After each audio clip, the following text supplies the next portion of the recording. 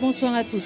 Continuez à espérer et à travailler, même quand le bruit des armes gronde aux alentours et que la vie quotidienne devient un défi. C'est la prière du pape Léon XIV pour le peuple libanais et c'est l'encouragement qu'il est venu lui transmettre. C'était aussi l'attente des quelques 2000 prêtres religieux, religieuses rassemblés ce matin à la basilique Notre-Dame de Harissa. Des forces vives de l'Église catholique qui se trouvent quotidiennement au plus près des malheurs du temps, les conséquences des déplacements de population, des difficultés économiques et bien sûr de la guerre.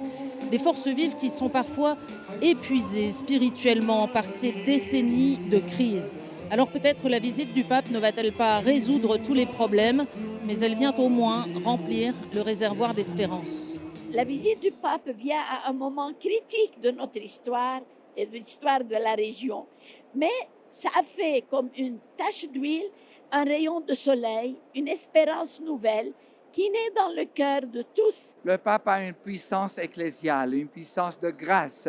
Elle est plus forte que toutes les armes du monde entier.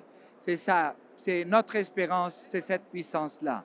C'est la puissance de la parole de Dieu, la puissance de la paix de Dieu. Pour l'Église, nous demandons l'unité et la communion, a dit le pape ce matin auprès du tombeau de Saint-Charbel. Et pour le monde, nous demandons la paix, particulièrement pour le Liban et tout le Levant.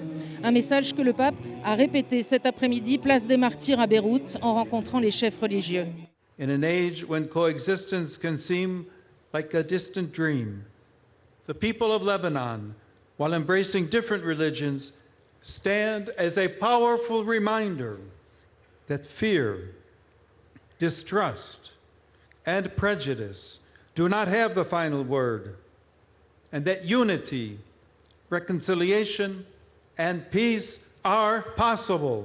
En fin d'après-midi, au patriarcat maronite de Pkerké, dans une ambiance de fête, c'est aux jeunes que le pape a confié cette mission. Vous avez le temps de rêver, d'organiser et d'accomplir le bien. Vous avez l'enthousiasme pour changer le cours de l'histoire.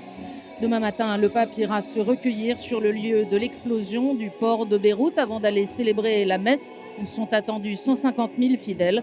Ce sera bien sûr en direct sur KTO.